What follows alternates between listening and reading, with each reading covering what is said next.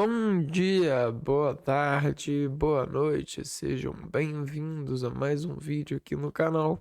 Eu me chamo Abner e no vídeo de hoje nós vamos fazer os exercícios de compreensão de texto para descomprimir das simbologias que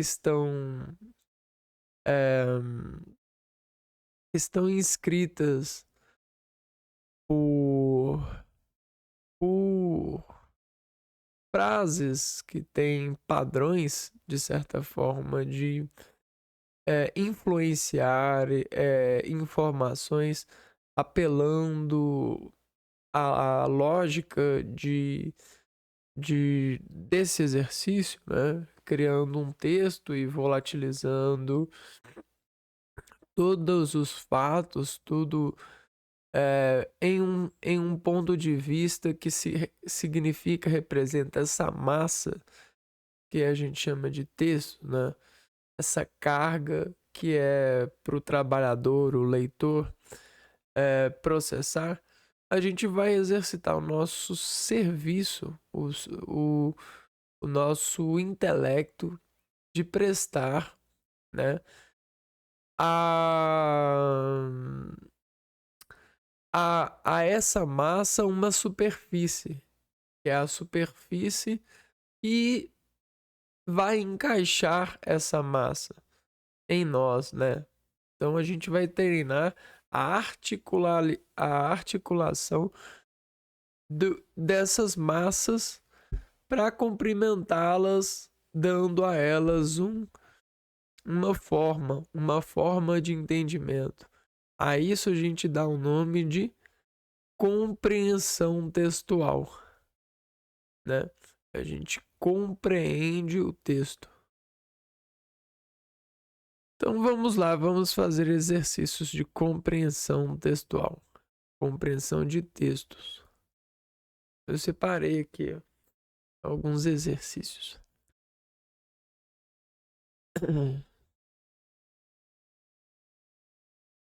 Aqui a gente tem um texto enorme, ó, Despedida, Rubem Braga. E toda essa massa aqui, ela tem uma uma uma é, como eu diria, né? Essa massa textual, ela possui, né, um plano. Né? A gente pode dar um plano para ela. Um plano que ela se ajeita. Esse plano é chamado de forma lógica. E é isso, a gente é dono, né? A gente vai emprestar nosso processo sobre o texto, né? Todo texto ele é isso, né?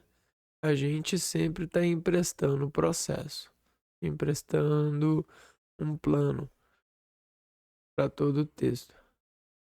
Então vamos lá, vamos ler e vamos trabalhar isso. Despedida, Rubem Braga. Despedida. A palavra despedida, ela já meio que pré pré predetermina o nosso a nossa maleabilidade sensitiva de despolarizar inquéritos, né? Esperando, expectativando-se para um sentimento que a gente honestamente sabe o que é por nossas emoções que sentimos e classificamos como despedida. Porém, a gente tem um momento aqui que a gente finge não saber porque a gente acredita que o leitor ele pode ter algo diferente do nosso. Isso é o que a gente faz. Vamos lá então, vamos ler. E no meio dessa confusão, alguém partiu sem se despedir. Foi triste. Então, o resultado de alguém não se despedir é triste, na opinião do leitor. Na opinião do escritor. Se houvesse uma despedida, talvez fosse mais triste. Talvez tenha sido melhor assim. Uma separação, como às vezes acontece em um baile de carnaval. Uma pessoa se perde da outra, procura-se por um instante e depois adere a qualquer cordão. Caramba, né? É melhor para os amantes pensar que a última vez que se encontraram se amaram muito. Depois apenas aconteceu que não se encontraram mais.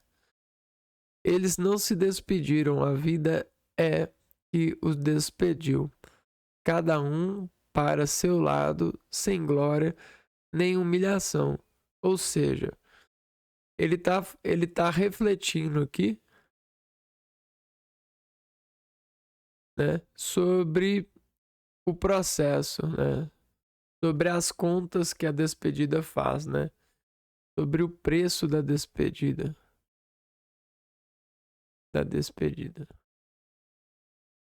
né? A gente paga ou é melhor não pagar? É melhor não comprar?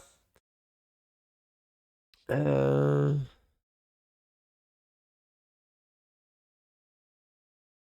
é mais triste ou menos triste quando a gente não despede?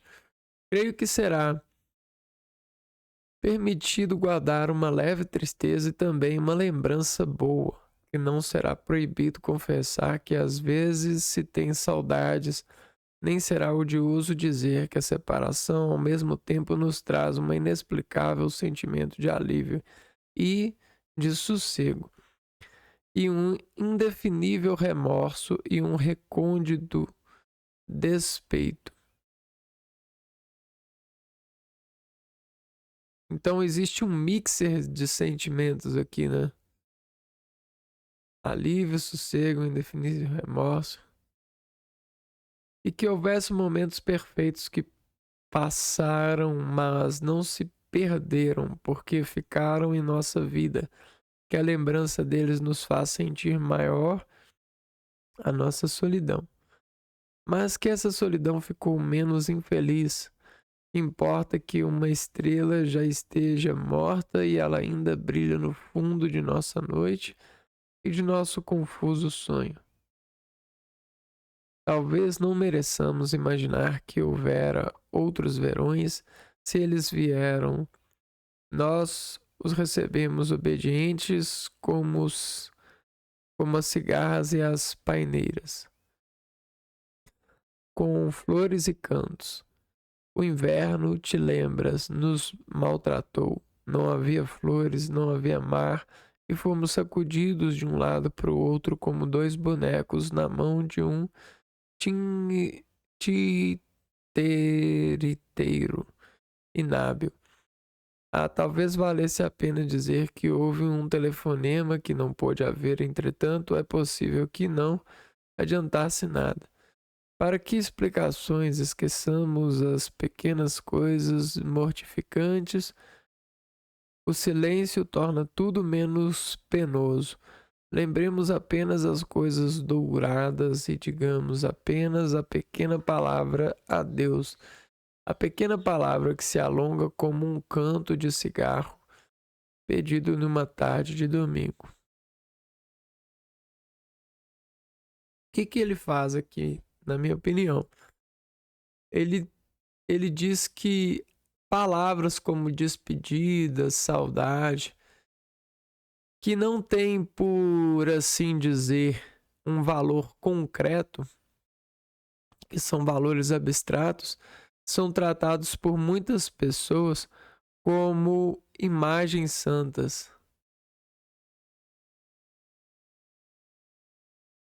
O que é uma imagem santa nesse sentido? É um apelo de utilidade para ofícios, né? De diversão, né?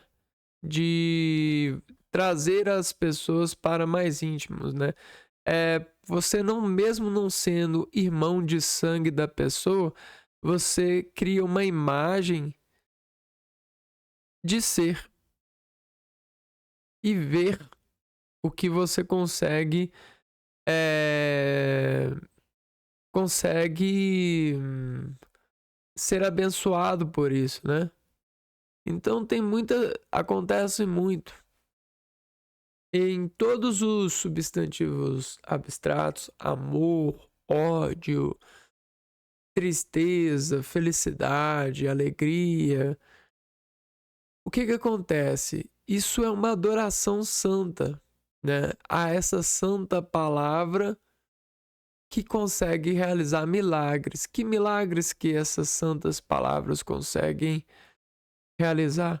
Elas conseguem fazer o outro se converter, ou a nós nos convertermos a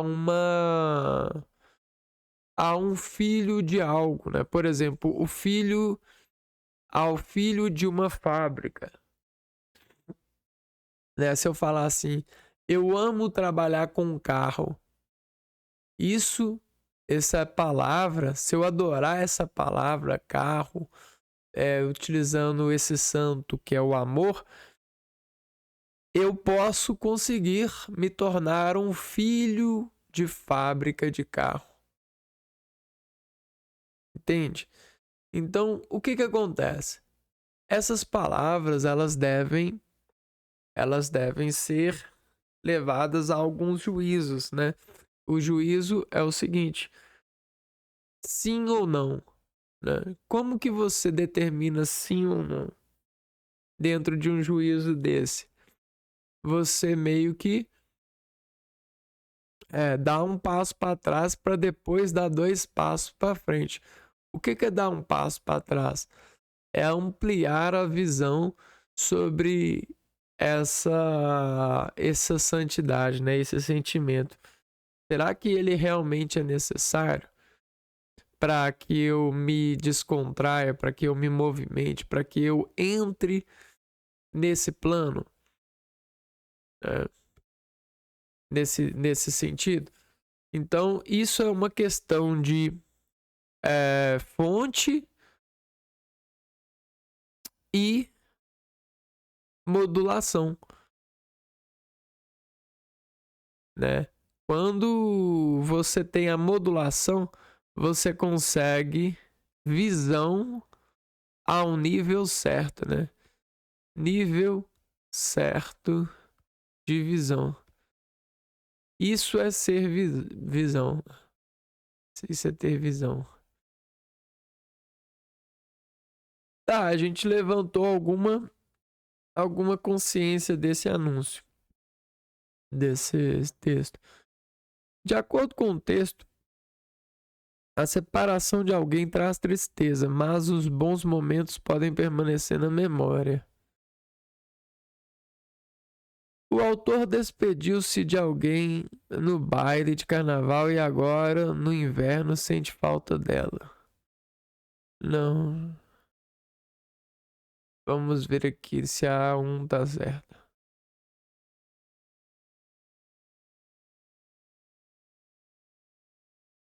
Uhum.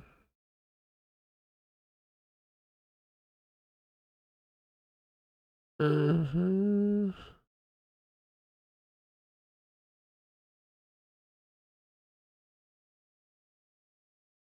Sim, sim.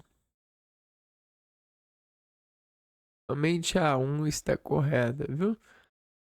Mas tem coisa aqui, ó, que ele não falou, né? Ele não deu a entender isso. Então, se você passar o filtro dessa afirmação sobre o texto, você não vai encontrar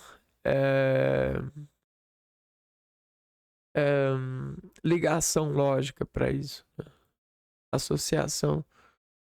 Aqui outro texto, o pequeno engenheiro. No terceiro parágrafo, os segmentos que corria obediente pelos trilhos a ser espectador conotam certa passividade, sugerem que os brinquedos mais toscos opõem-se, interam e acentuam-se. Aqui, ó, esse aqui é o terceiro parágrafo. Que corria obediente pelos trilhos. Vamos lá.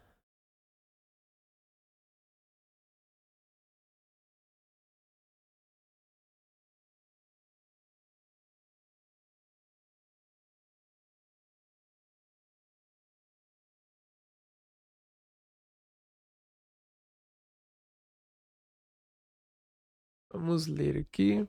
De qualquer modo, esse brinquedo não me levou na idade adulta à engenharia, nem ao ramo de construções, nem me fez artista plástico. Ficou na memória, perdido entre outros brinquedos que dispensavam baterias, tomadas elétricas, manuais de instruções e termo de garantia.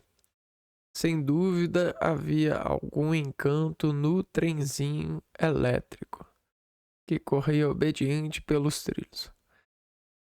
A meninada ficava olhando, a princípio interessada, mas logo alguém perguntava: vamos brincar? Ser espectador era pouco. O corpo precisava entrar no jogo. Nem que fosse para habitar imaginariamente a torre de um castelo colorido, erguido há pouco com as mãos de um pequeno engenheiro que se entretinha facilmente com suas peças de madeira.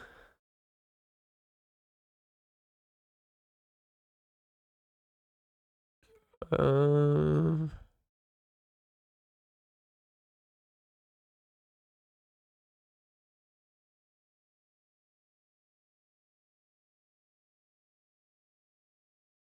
e ser espectador.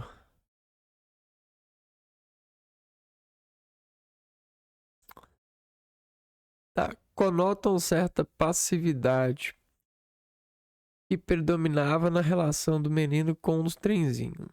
Não, sugerem que os brinquedos mais toscos e mais primitivos estavam com os dias contados, não?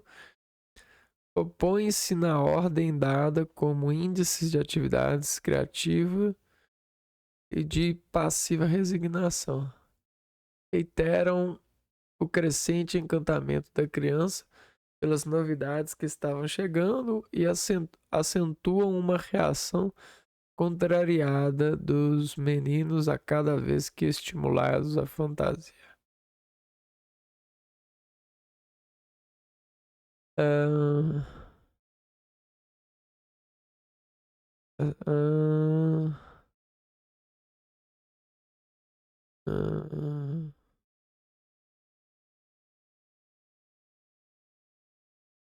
é a letra A, a cidade que tornou a relação do menino com um trenzinho. Letra A mesmo, tava bem escondidinha ali. Ah,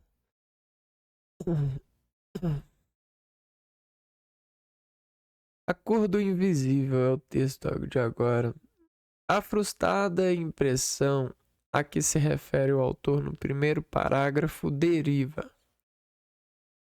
Vamos pegar o primeiro parágrafo aqui. Ah,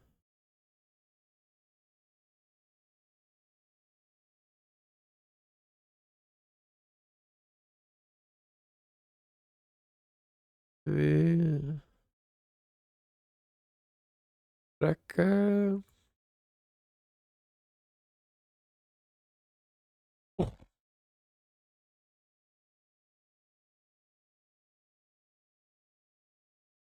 Certo autor famoso dividiu um livro seu em duas partes.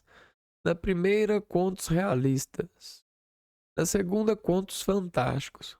Resultado tem-se a frustrada impressão de que ficou cada uma das partes amputadas da outra, quando na realidade os dois mundos convivem. Deriva do que, né? A frustrada impressão do critério que o autor estabeleceu para separar planos que devem ser considerados como integrados. Do fato de que os contos realistas não tinham o mesmo nível artístico dos contos fantásticos, do fato de que as duas partes do livro não correspondiam à divisão que o autor pretendeu estabelecer, da leitura de um livro em que seu famoso autor não soube definir, a confusão provocada pelo autor dos contos, que chamou de realistas aos fanáticos e vice-versa, dos critérios que o autor estabeleceu para separar planos que devem ser considerados como os integrados.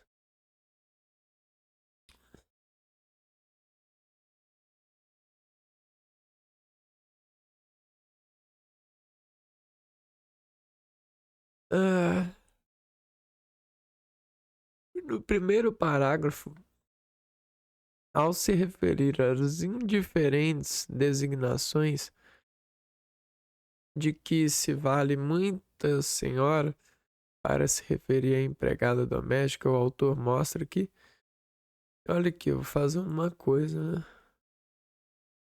Fazer uma coisa boa nessa vida.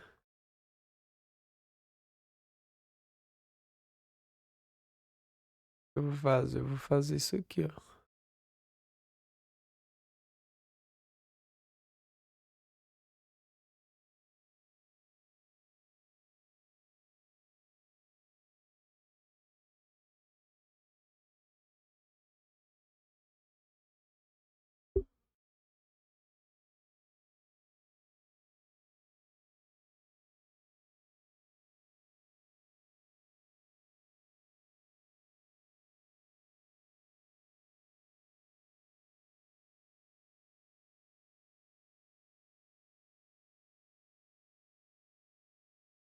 Guardar esses textos.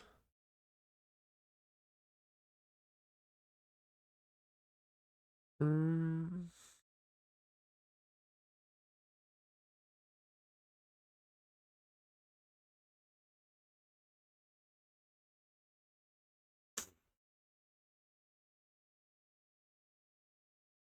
estamos na biblioteca, pessoal. De fato. Estamos conversando com a bibliotecária sobre uns livros aqui.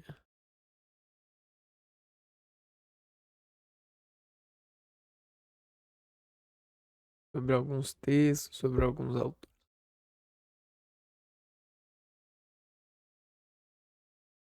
No primeiro parágrafo, ao se referir às diferentes designações de que se vale muita senhora para se referir à empregada doméstica, o autor mostra que diferentes designações de que vale muito uma senhora doméstica.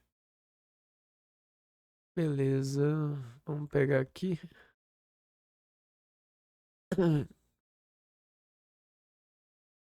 Fazer para perto esse parágrafo.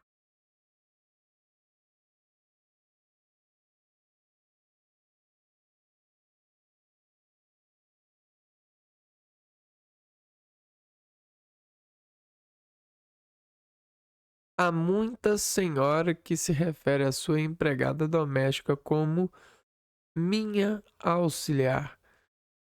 Evita a secura da palavra empregada por lhe parecer pejorativa ou politicamente incorreta. As mais sofisticadas chegam a se valer de minha assistente ou ainda minha secretária, em que ganham por tabela o status de executiva ou diretora de departamento, em que ganham por tabela o status de executiva ou diretora de departamento. Mas fiquemos com auxiliar. Pensamos, auxiliar exatamente em qual tarefa? Pois são muitos os casos em que a dona de casa não faz absolutamente nada a não ser administrar aquilo em que sua auxiliar está de fato se empenhando, preparando o almoço, lavando e guardando a louça, limpando a casa, lavando e passando a roupa de toda a família, etc. Isso daqui é, é uma preocupação.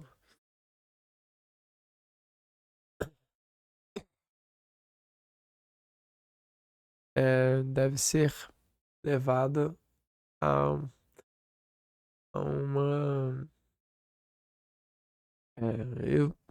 Eu acho que isso aqui é muito sério.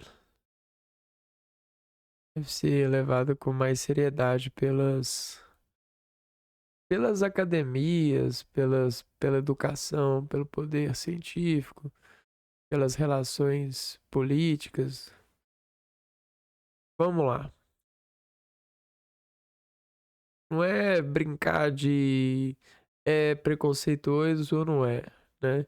É você criar uma formalidade para isso, uma seriedade para isso, a ponto de isso ser foda, né?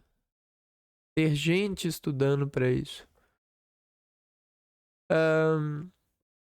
No primeiro parágrafo, ao se referir às diferentes designações de que se vale muita a senhora para se referir à empregada doméstica, o autor mostra que o serviço executado pelas auxiliares é inferior ao prestado pelas assistentes ou pelas secretárias. Não. Termos como auxiliar ou assistente, por vezes, não indicam com exatidão as funções efetivamente desempenhadas. As palavras utilizadas pelas patroas enfatizam o lado pejorativo, ao mesmo humilhante, dos trabalhos que descrevem. A variação dos tratamentos retrata uma rigorosa hierarquia dos serviços domésticos efetivamente prestados. Tais palavras e tratamentos indicam que as donas de casa querem fazer justiça à importância da função de quem as serve. Olha, eu acho que a palavra empregada, né? Se a pessoa achar normal, é empregada, né? No sentido normal, simples, natural. Agora, quando a pessoa começa a criar subterfúgio sem mostrar muito bem porquê, aí ela cria esse asfalto aqui, às vezes precisando de acabamento, ou às vezes um asfalto mal acabado, né? Ó, tais palavras e tratamentos indicam que as donas de casa querem fazer justiça, ou termos como auxiliar e assistente, por vezes, não indicam com exatidão as funções efetivamente desempenhadas. Vamos ver o que ele quer dizer.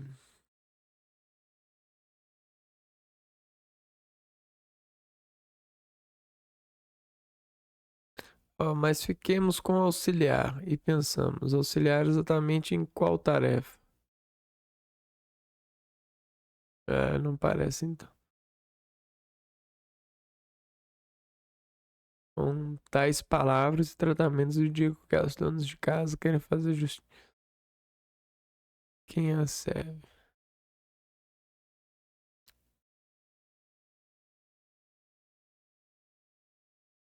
Hum, vamos ver esse daqui. Termos como auxiliar assistente por vezes não indico. Olha, tava certo. Eu acho que eu, eu acho que eu vi outra coisa. Era isso mesmo. Mas é verdade, eu tinha visto o que era e depois eu meio que não vi.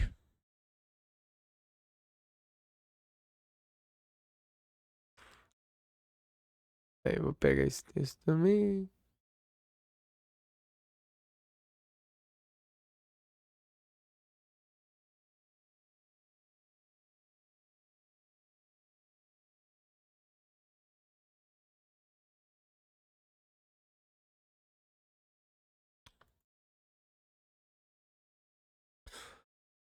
Ah, falamos o idioma de Cabral. Deve-se concluir da leitura do texto que no processo de formação e constituição de uma língua, os fatores econômicos não têm peso decisivo. A aprendizado formal tem mais peso do que informal.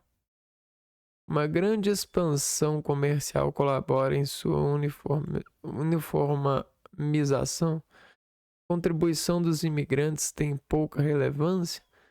A célula geradora de sua uniformização é a prática da escrita.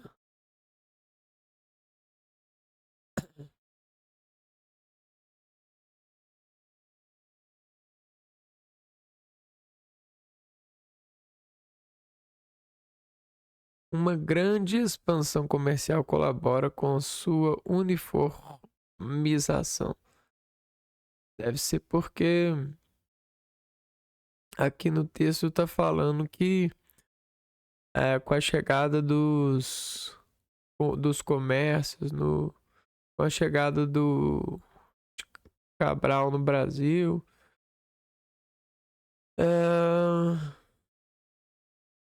houve as trocas de Portugal com o território do Brasil e o Brasil foi ganhando, foi introduzindo o idioma que só que começou a comercializar com vários locais.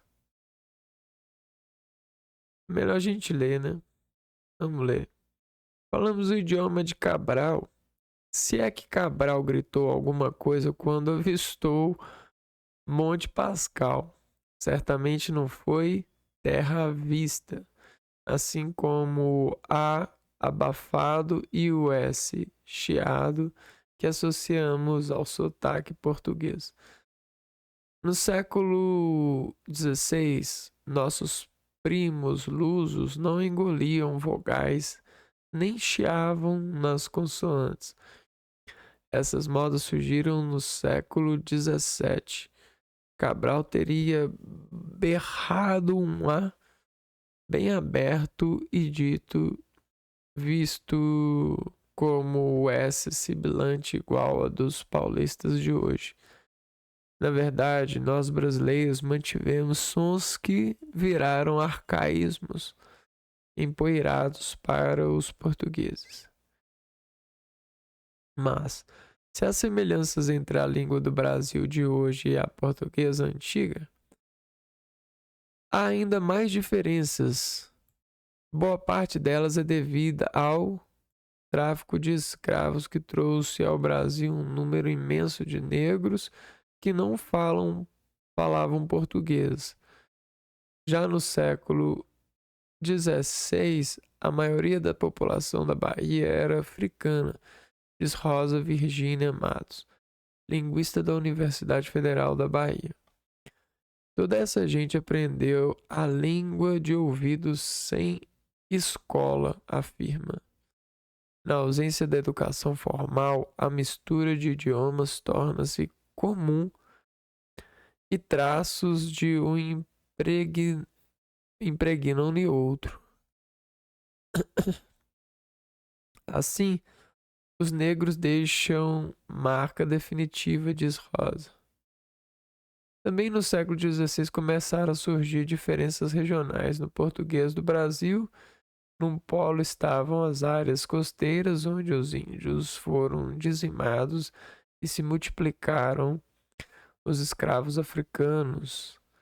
No outro, o interior, persistiam as raízes indígenas. A mistura dessas influências vieram se somar às imigrações que geraram diferentes sotaques. Mas o grande momento de constituição de uma língua brasileira foi o século XVIII, quando se explorou ouro em Minas Gerais. Lá surgiu a primeira célula do português brasileiro, diz Marlos Pessoa, da Universidade Federal de Pernambuco. A riqueza atraiu gente de toda parte, portugueses, bandeirantes, paulistas, escravos que saíam de moinhos de cana e nordestinos. Ali a língua começou a uniformizar-se e a exportar traços comuns para o Brasil inteiro, pelas rotas comerciais que a exploração do ouro criou. Ou seja, uma grande expansão comercial colabora com sua uniformização de uma língua. Verdade. Vamos ver essa daqui. É fiel às ideias apresentadas no segundo parágrafo a seguinte formulação. Vamos ver aqui.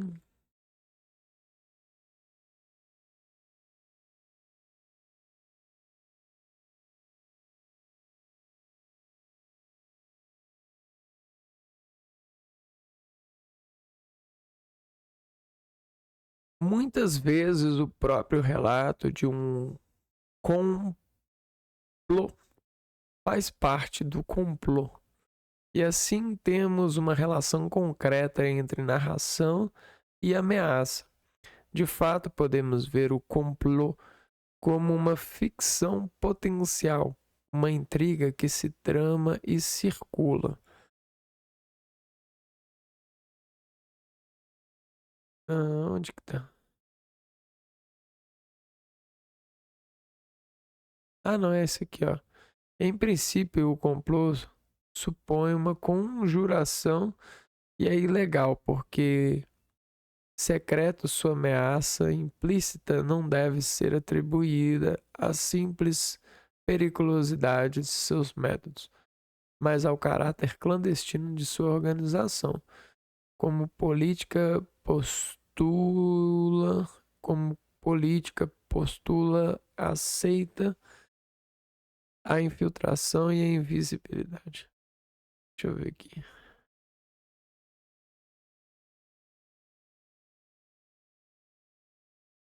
O fato de advogar ações políticas fundadas na seita, na infiltração e na inviabilidade dá ao complô uma feição secreta e inclusive perigosa, o que é, em princípio, lhe imputaria o caráter de ameaça, ainda que unicamente implícita.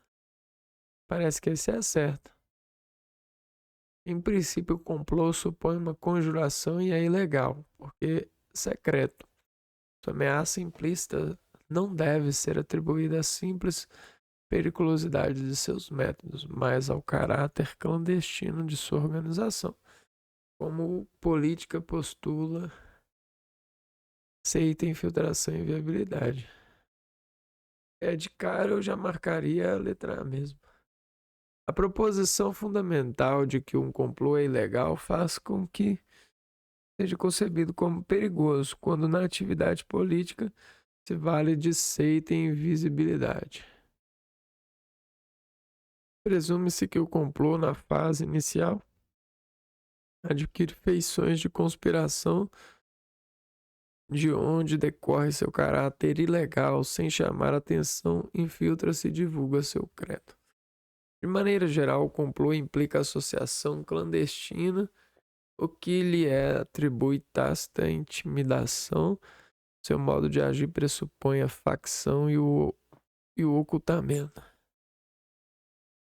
A ilegalidade do complô se deve, contrariamente, à periculosidade de seu modo de ação, que é de fato simples. A sua natureza secreta na política refere-se à seita e a invisibilidade, também quando se insinua em meios adversos. Essa questão tá difícil. É fiel às ideias apresentadas no segundo parágrafo a seguinte formulação: na infiltração e na invisibilidade, dá ao complô uma feição secreta e inclusive perigosa. Lhe imputaria o caráter de ameaça ainda que unicamente implícito. Sabe o que eu vou precisar fazer? Eu vou precisar disso daqui, ó.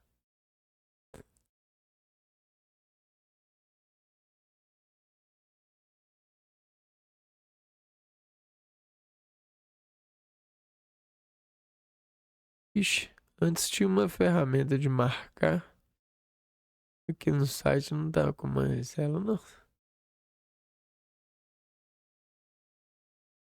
É, não tá com essa ferramenta aqui nesse, não.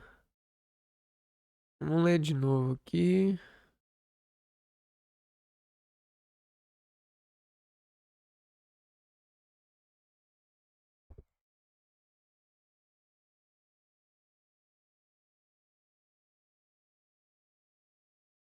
Em princípio, o complô supõe uma conjuração e é ilegal, porque secreto. Sua ameaça implícita não deve ser atribuída à simples periculosidade de seus métodos, mas ao caráter clandestino de sua organização. Como política, o postula aceita. Como política, postula aceita a infiltração e invisibilidade. Então, na política é aceito. É infiltração e invisibilidade. Como assim? Postulas aceita a infiltração e invisibilidade. Aceita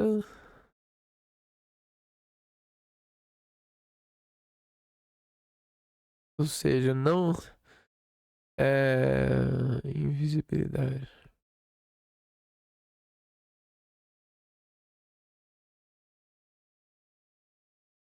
Aceita conjunto de pessoas, né? Querendo alguma coisa, infiltração, né? E não está filtrando, né? Não pode entrar, ninguém pode entrar. Invisibilidade, ninguém vê, ninguém entra e nesse conjunto. Aí vamos voltar para as questões aqui.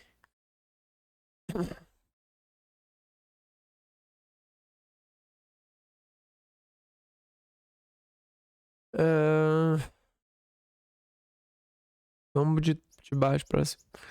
A ilegalidade do complô se deve, contrariamente à periculosidade do seu modo de ação. De maneira geral, o complô implica associação clandestina, o que lhe atribui tácita intimidação. Presume-se que o complô, na fase inicial, adquire feições de conspiração, de onde decorre seu caráter ilegal.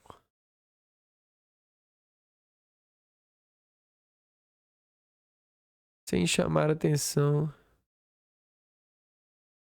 a proposição fundamental de que o complô é ilegal faz que seja concebido como perigoso quando, na atividade política, se vale de seita e invisibilidade.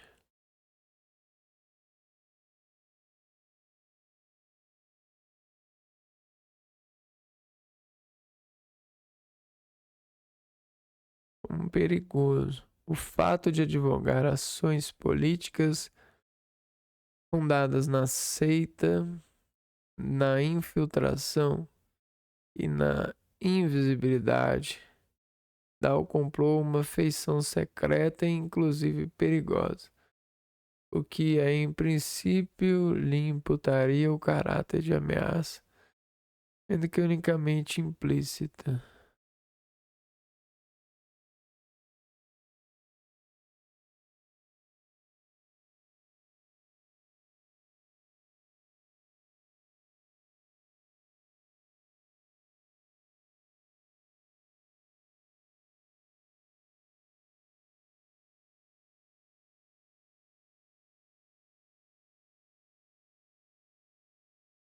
É,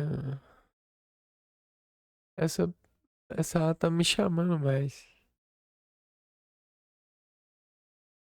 Que é a letra D? Cara, deixa eu ver aqui.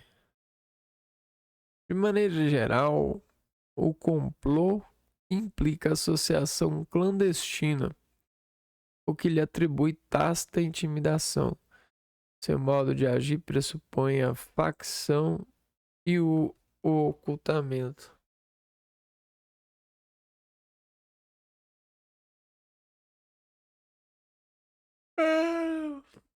Essa é muito difícil. Essa eu não consegui. Então é isso, pessoal. No vídeo de hoje a gente vai ficar por aqui. E a gente já fez alguns exercícios dessa matéria e estamos um pouco familiarizados com os requisitos para realizar questões de compreensão de textos, não é mesmo? Precisamos de ler e analisar bem as questões para ligar bem os fatos. Em alguns casos é muito difícil, mas essa é a forma. Eu vou ficando por aqui, a gente se vê no próximo vídeo. Um abraço para vocês e fui!